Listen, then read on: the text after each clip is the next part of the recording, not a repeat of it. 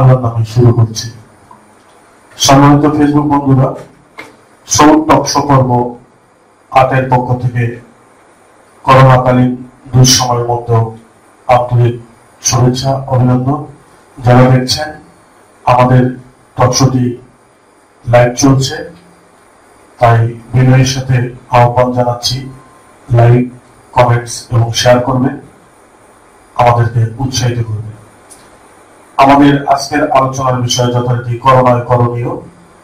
আমাদের সঙ্গে আলোচক হিসেবে উপস্থিত আছেন আমার একেবারে ডান দিকে চট্টগ্রাম বিজ্ঞান ও কারিগরি কলেজের সুযোগ্য অধ্যক্ষ, উদ্যমী মানুষ, অনেক সামাজিক কাজের পুরোহিত আব্দুল রব প্রধান। আমার একেবারে বামে আছেন শ্রদ্ধাভাজন আমিনুল রহমান, প্রধান শিক্ষক, হাজী মঈনুদ্দিন পাবলিক স্কুল, পীরগঞ্জ, রংপুর। এবং আমার একেবারে বামে আলোচনায় অংশগ্রহণ করার জন্য উপস্থিত আছেন আমার শ্রদ্ধাভাজন মামা হাইফুজ্জামান ফুল, একজন সমাজসেবী, সমাজকর্মী, একজন শিক্ষক এবং পীরগঞ্জ পৌরসভা আওয়ামী লীগের শাখার সম্মানিত সভাপতি, নির্বাচিত সভাপতি। আমরা আমাদের আলোচনা কোন কোন বিষয়ের উপর করব সেটি শুরুতেই বলে নেই। করোনায় করণীয় আলোচনার ক্ষেত্রে আমরা শিক্ষা, চিকিৎসা এবং বাজার ব্যবস্থা, এই তিনটি বিষয় নিয়ে সংক্ষিপ্ত পরিসরে আলোচনা করবার চেষ্টা করব। আমরা কারো বিশোদ্গার করব না, বিরোধীদের জন্য কারো বিরোধিতা করব না, ব্যক্তি বিশেষে অবশ্যই বিশোদ্গার পরিহার করব এবং জনস্বার্থকে আমরা প্রাধান্য দেব, গঠনমূলক আলোচনা করব। আমরা ভুল দোষ ধরবো না, ত্রুটি নিয়ে আলোচনা করব, যেখানে দিক নির্দেশনামূলক কথা থাকবে। তা আমাদের করোনার কালীন সময়ে আজ সর্বশেষ আপডেট খবর পর্যন্ত বাংলাদেশে 2,16,658 জন লোক করোনা পজিটিভ বলে শনাক্ত হয়েছে এবং মৃত্যু বরণ করেছেন আজ পর্যন্ত সর্বমোট 2,836 জন। আমরা শুরুতে দুঃখের সঙ্গে যারা মৃত্যুবরণ করেছেন তাদের আত্মার শান্তি কামনা করছি এবং এই দুর্যোগ থেকে মহান সৃষ্টিকর্তা আমাদেরকে উদ্ধার করুন এই কামনা করছি। কারণ ক্রিকেট খেলা, ফুটবল খেলার স্কোরের মতো আমরা এখন মৃত্যুর স্কোর গুনছি। এই অবস্থা থেকে উত্তরণ ঘটাতে আমাদের আসলে করণীয় কিছু নাই, কিন্তু নিজেদের সচেতনতা বৃদ্ধির জন্য আমরা কি করতে পারি, আরো পারি কিনা, এটি আমাদের মুখ্য আলোচ্য বিষয়। ইতিমধ্যে পীরগঞ্জে এখন পর্যন্ত প্রায় 80+, মানে 80-র উপরে আক্রান্ত, 4 জন মৃত্যু সরকারি হিসাবে। আমরা সব মিলে পীরগঞ্জের পরিস্থিতি যদি পর্যালোচনা করা যায়, প্রতিদিন করে 5 থেকে 6 জন করে আক্রান্ত হচ্ছে।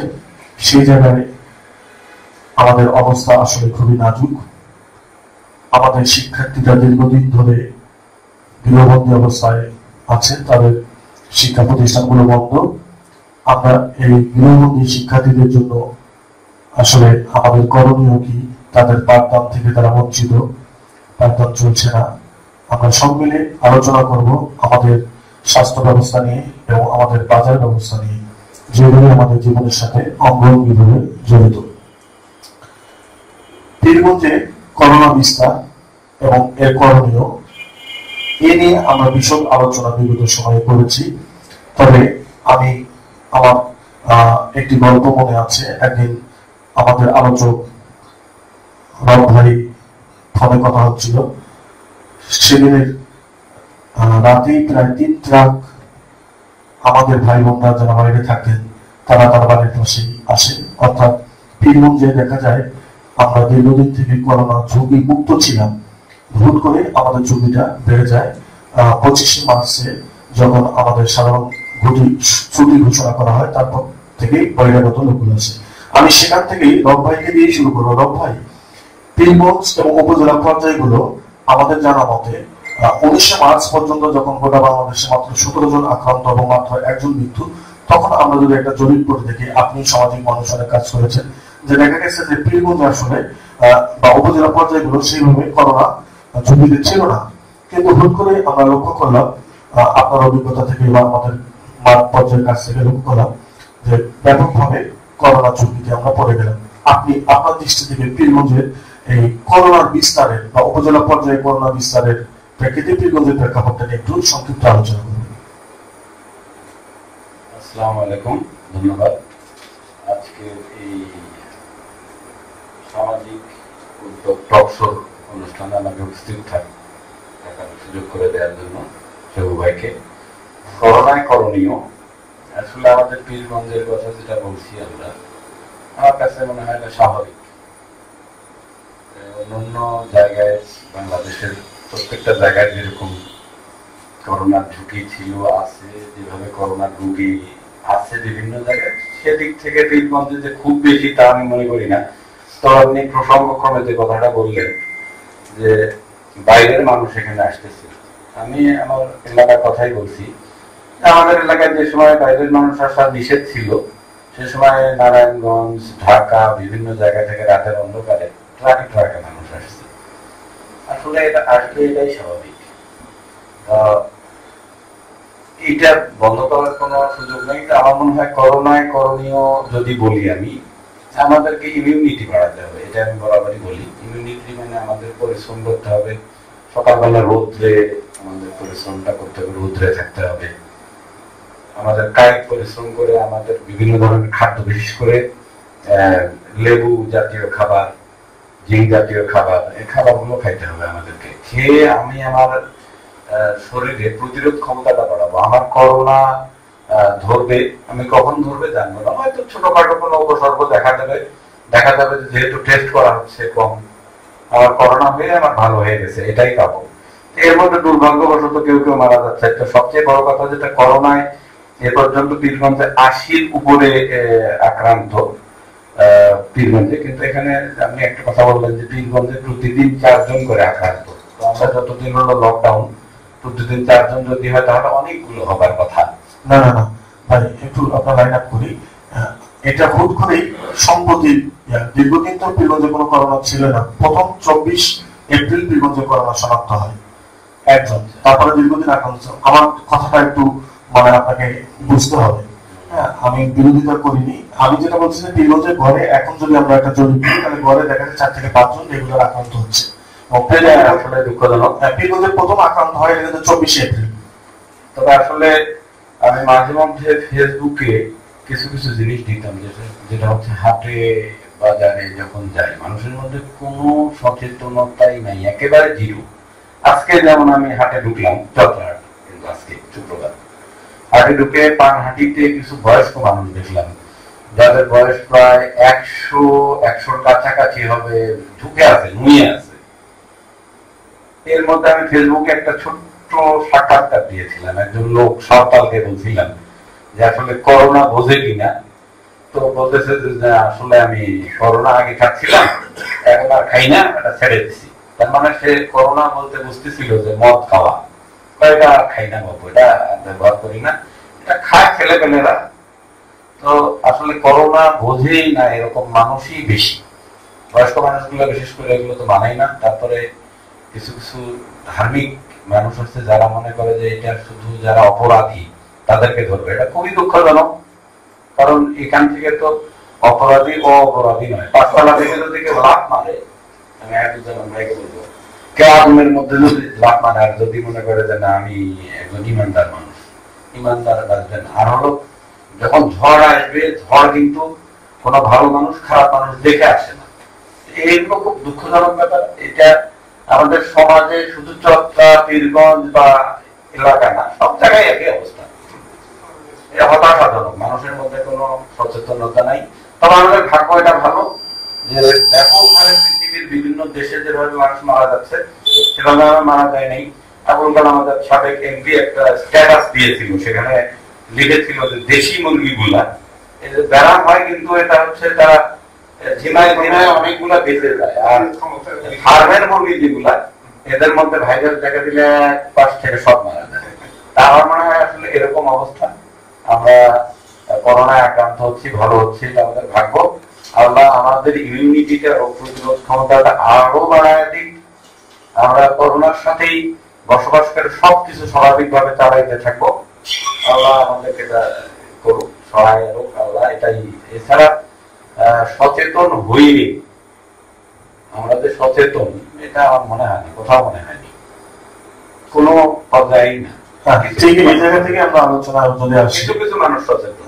আমরা এটা একটা আরেকটা কথা বলছি, সেটা অবশ্যই করোনায় পৃথিবী কিন্তু আমরা বলি যে world is a village, globally একটা ভিলেজ, গ্রাম। কিন্তু এখন গ্রামটাই একটা ওয়ার্ল্ড হয়ে গেছে। আমি করোনায় ঘরে বসে থেকে সারা গ্রামটা দেখতে পাচ্ছি না, গ্রামটা অনেক দূরে গেছে। তথ্য প্রযুক্তির মাধ্যমে সারা পৃথিবী ঘরে বসে দেখতে পাচ্ছি। এইটাকে কাজে লাগিয়ে আপনি যে উদ্যোগটা নিয়েছেন যে এই যে করোনায় স্বাস্থ্য ঝুঁকি থেকে আমরা কিভাবে বেঁচে থাকবো, এটা আমার জেনে সে অনুযায়ী চলা দরকার। আর বাজার ব্যবস্থাটা আসলে আমাদের প্রাসঙ্গিক কোনো আইটেম আসবে, মানে পাট আলোচনা করতে হবে। আমরা এটা নিয়ে উনি শেষ করছেন একটা চমৎকার জায়গা দিয়ে, যে আমরা একটু আসলে সেভাবে আক্ষরিক করতে সচেতন নই, এটি একটা বড় আইডেন্টিফিকেশন। আমাদের সঙ্গে ফেসবুকে যুক্ত হয়েছেন মীর মামুন রশিদ। মামুন ভাই আসসালামু আলাইকুম, দেখার জন্য ধন্যবাদ। মাহমুদুল হাসান আমাদের একজন সহযোদ্ধা সংবাদকর্মী, সকলের জন্য শুভকামনা আশা করছেন তিনি, আপনারও শুভ হোক।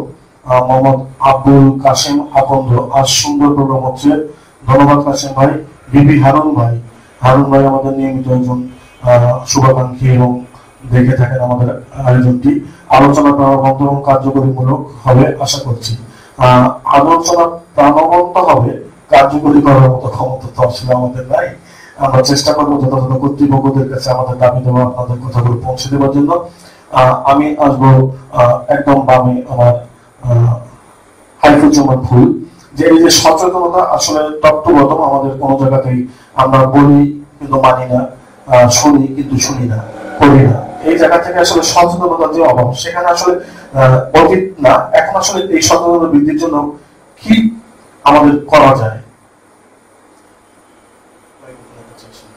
ঠিক আছে, আজকে করোনায় করণীয় শিশু শত পত্রিকা আয়োজিত আজকের এই টক শো, এই টক শোয়ের সিনেদলীয় সঞ্চালক আমার ভাগনা শেবুল মুস্তাফিজ, তাকে মুজিবের শুভেচ্ছা জানিয়ে আমি করোনায় আমাদের করণীয়, বিশেষ করে বিরোধের মানুষের কি করণীয়, আমাদের প্রশাসনের কি করণীয়, এই ব্যাপারে সংক্ষিপ্ত দুইটি কথা বলব। তা আমার কাছে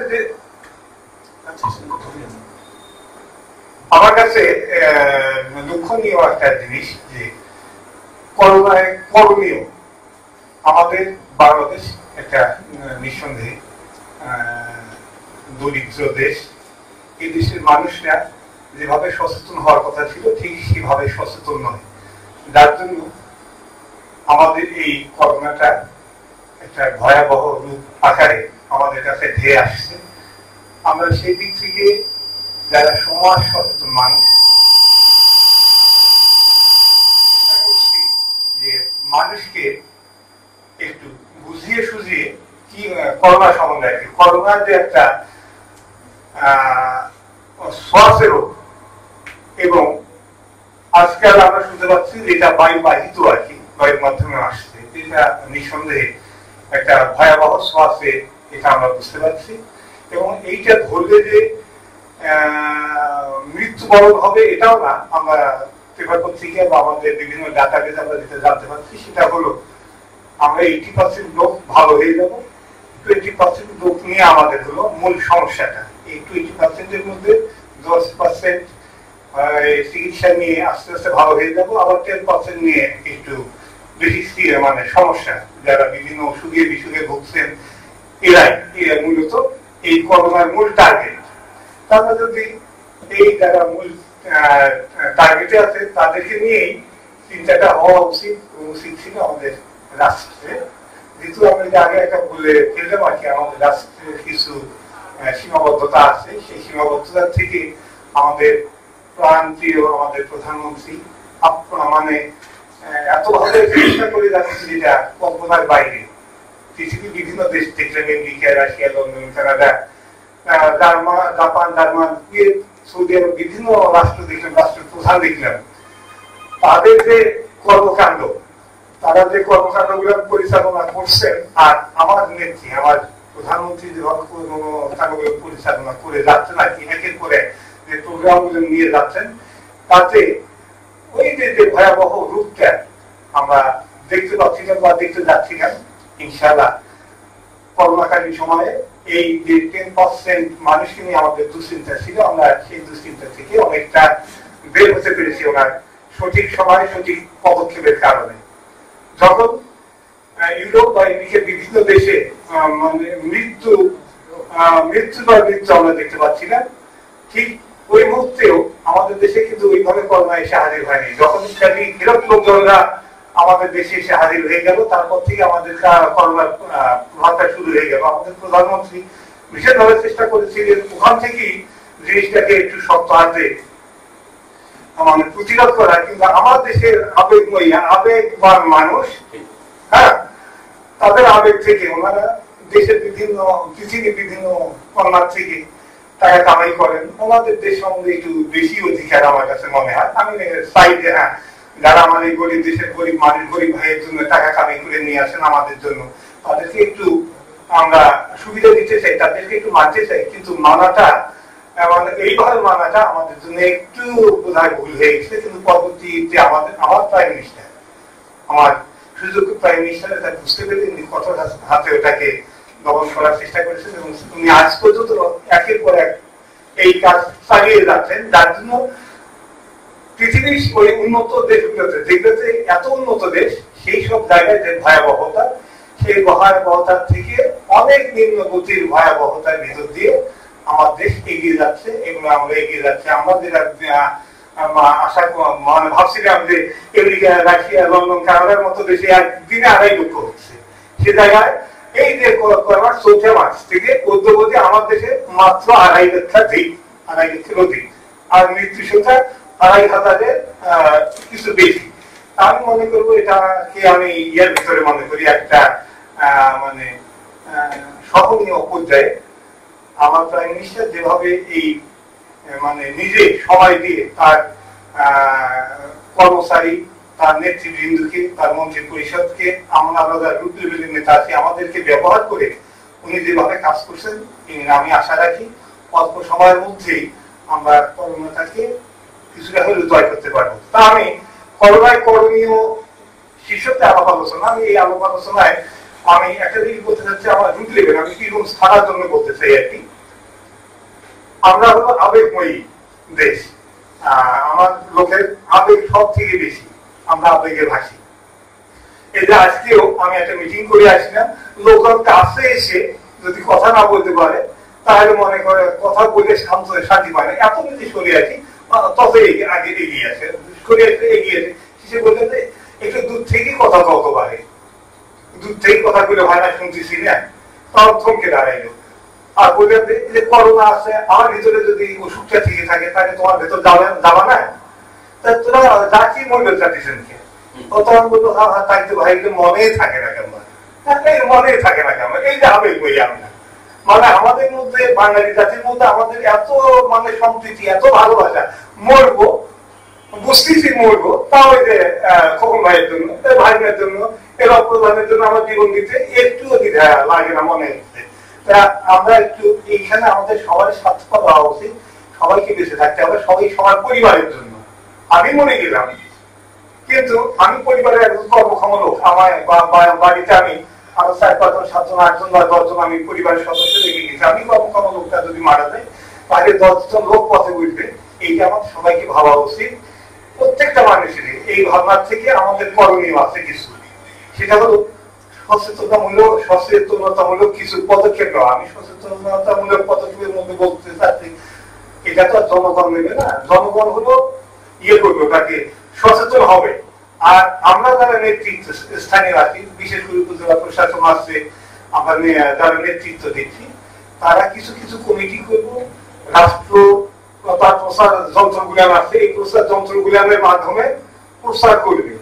আমি দেখেছি 90-এর দশকে একটা মিনা কার্টুন দেখতাম, সেই সময় বাংলার মানুষ মানে আমরা কি পায়খানা করে হাত ধোয়া জানতাম না, তারপরে পায়খানা করা জানতাম না, জন্মদায় বাসাদার পায়খানা করতাম। তবে এই মিনা কার্টুনটার মাধ্যমে হলো কি, ওই সময় আমি অন্য জায়গায় একটা চাকরি করতাম, সেই চাকরির সুবিধা আমি আমার ছিল ওইটা আর কি, আমার সংস্থার মাধ্যমে ওই কার্টুনটা তৈরি হয় আর কি, যদি নিষেধ করেছে আর কি।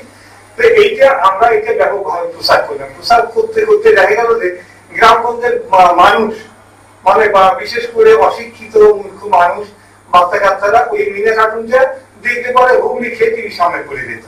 করার পরে ওই ওই মিনা কার্টুনের মধ্যে একটা ইয়ে ছিল না, টিয়া পাখি, হ্যাঁ হাত ধোয়া কিছু, হ্যাঁ বলতে শিখে দিয়ে দিচ্ছে। এটা হতে হতে দেখি যে আমি ওই সময় এনজিওতে চাকরি করলাম, এই 4-5 বছরের মধ্যে দেখি, 4 বছর না 2 বছরের মধ্যে দেখি গ্রামগঞ্জে সবাই কোথায় বাধা ঘরকে পায়খানা, আর পায়খানা করে ওই সাবান দিয়ে হাত অথবা মাটিতে ঘষতে বা ওই যে ছাই দিয়ে হাত জীবাণু মুক্ত হওয়া। এটা শিখে গিয়ে দেখা যাচ্ছে যে বাংলাদেশ ওই সময় ডায়রিয়া মুক্ত হয়ে গেল, মানে অসুস্থতা মুক্ত হয়ে গেল অনেকটা, মানে গ্রামগঞ্জ থেকে শুরু করে সর্বত্র। যদি আমরা রাষ্ট্রীয় পর্যায়ে আমি মনে করি অনেক ইয়ে আছে, তাকে কি বলে এই টিভি চ্যানেল গুলো আছে, এই টিভি চ্যানেল গুলো আমি মনে করি মুখ্য ভূমিকা আছে, মানে দেশের এই করোনাকালীন সময়ে দেশকে এগিয়ে নেওয়ার জন্য, মানুষকে বোঝানোর জন্য।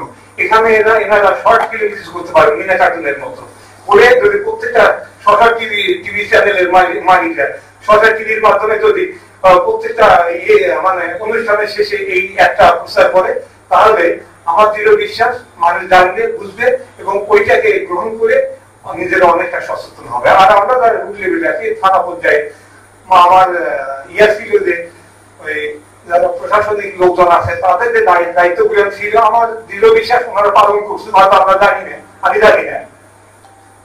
আমি তাদেরকে এইটুকুই বলবো, আপনারা রাষ্ট্রের কর্মচারী, রাষ্ট্রের কাজ করেন, আপনাদেরকে আমাদের প্রধানমন্ত্রী কিছু দায়িত্ব দিয়েছেন, রুটিন মাফিক আপনারা সেইটা পালন করছেন। আমার দৃঢ় বিশ্বাস এইটা যদি মনোযোগ সহকারে পালন করেন, যদি মনে করেন দেশ আমার, দেশ আপনার, তাহলে আপনি জীবনকে তুচ্ছ করে আপনি মানুষকে বাঁচানোর জন্য ওই মানে আমাকে সরকার দায়িত্ব দিয়ে দিচ্ছে, এই দায়িত্ব যেটুকু দিয়ে দিচ্ছে এইটুকু আমি সারার পরে আমি আমার ঘরের মধ্যে ঢুকবো, আমি শুধু বেঁচে থাকবো, অন্যের কি ভালো।